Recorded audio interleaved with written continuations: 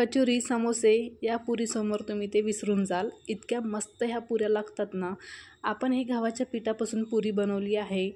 तर घरगुती साहित्यापासूनच आपण ह्या पुऱ्या सगळ्या बनवणार आहोत. करायला खूप सोप्या आहेत, पण खायला इतक्या चमचमीत होतात, मसालेदार होतात आणि बराच वेळ ह्या पुऱ्या कुरकुरीत राहतात.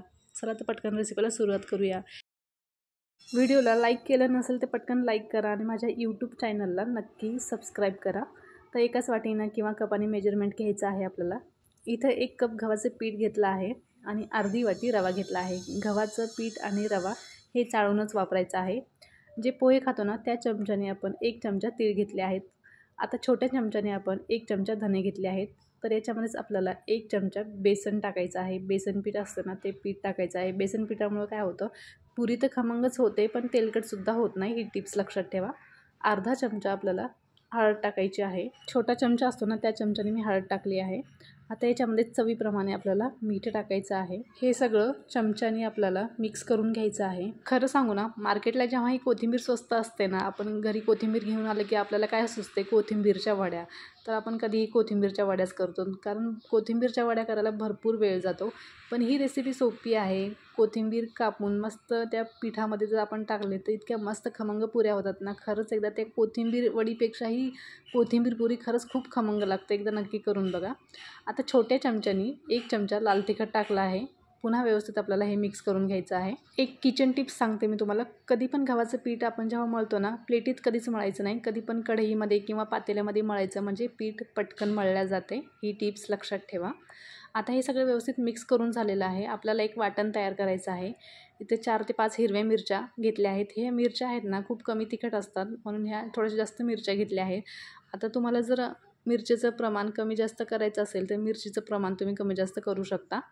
आता ह्याच्यामध्येच आपल्याला छोटा 1 चमचा जिरं टाकायचं आहे.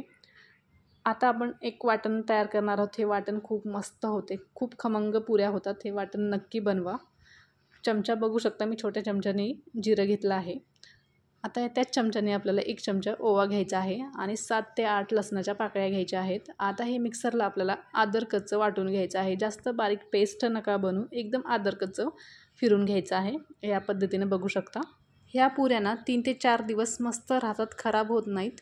आता हे वाटण आपलं तयार आहे. जास्त बारीक मी मिक्सरला फिरवलेलं नाही आहे, असंच फिरून घ्यायचं आहे. ज्या वाटीने आपण गव्हाचं पीठ घेतलं होतं ना त्याच वाटीने आपल्याला किंवा कपाने कोथिंबीर घ्यायची आहे. कोथिंबीर 1 कप कोथिंबीर घेतली होती. 1 कप गव्हाचं पीठ आणि अर्धा कप रवा घेतला होता आणि 1 चमचा बेसन, असं आपल्याला मेजरमेंट घ्यायचं आहे. आता ही कोथिंबीर मी स्वच्छ धुवून घेतली आहे. एकदम बारीक बारीक कापून घ्यायची आहे. आता ह्या पिठामध्ये आपण ही कोथिंबीर टाकून घेऊया. आता जे वाटण केलं होतं ना ते वाटणसुद्धा आपल्याला याच्यामध्ये टाकायचं आहे. रेसिपी एकदम परफेक्ट आहे. खरंच एकदा करून बघा ह्या पुऱ्या, कोथिंबीर पुरी नक्की करून बघा. आता हे सगळं व्यवस्थित आपल्याला मिक्स करून घ्यायचं आहे. पहिल्यांदा आपण चमच्याने मिक्स करूया, नंतर हातानेच मिक्स करूया. आता हे पीठ ना आपल्याला व्यवस्थित मिक्स झाल्यावर याच्यामध्ये थोडं थोडं करून पाणी टाकायचं आहे आणि छान पीठ आपल्याला मळून घ्यायचं आहे. त्याच मिक्सरच्या भांड्यात मी थोडीशी वाटण राहिलं होतं, म्हणून त्याच मिक्सरच्या भांड्यात थोडंसं पाणी टाकलं आहे आणि तेच पाणी इथं यूज करत आहे मी. बघू शकता पीठ मळून झालेलं आहे. आपण जसं चपातीला पीठ मळतो ना त्याच्यापेक्षा थोडंसं घट्ट पीठ मळा, म्हणजे पुरी छान कुरकुरीत होते आणि टम्म फुगते आणि बराच वेळ फुगलेली राहते. ही पण टिप्स लक्षात ठेवा. आता हे पीठ ना आपण 5 मिनटासाठी असं झाकून ठेवून देणार आहोत.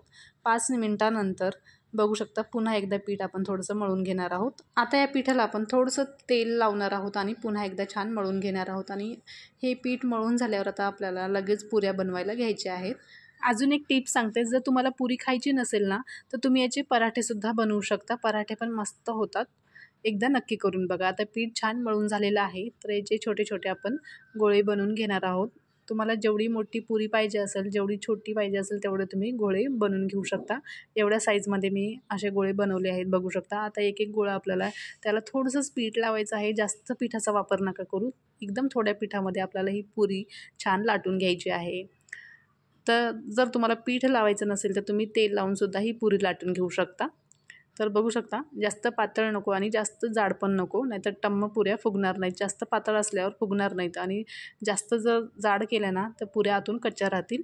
तर हे सगळे आम्ही पुऱ्या लाटून घेतलेल्या आहेत या पद्धतीनं, बघू शकता. आता तेल पण छान गरम करून घेतलं आहे हलकंसं तेल गरम करायचं, जास्त कडकडीत गरम करायचं नाही आहे. बघू शकता या पद्धतीनं. तर आता ही एक पुरी टाकलेली आहे. आता व्यवस्थित आपल्याला दोन्ही साईडनी खमंग अशा पुऱ्या तळून घ्यायच्या आहेत. तर बघू शकता पुऱ्या मस्त फुगलेल्या आहेत आणि बिलकुल अशा तेलकट झालेल्या नाही आहेत. तर अशा पुऱ्या एकदा नक्की करून बघा आणि खरं सांगते खायला खूपच चमचमीत चटपटीत होतात ह्या पुऱ्या. तर बघू शकता आणि खूपच कुरकुरीत झालेल्या आहेत. तर नक्की ट्राय करा. आता आपण हे जाळीवरच काढणार आहोत. कोथिंबीर पुरी तयार आहे. नक्की ट्राय करा. रेसिपी कशी वाटली नक्की सांगा. Okay bye.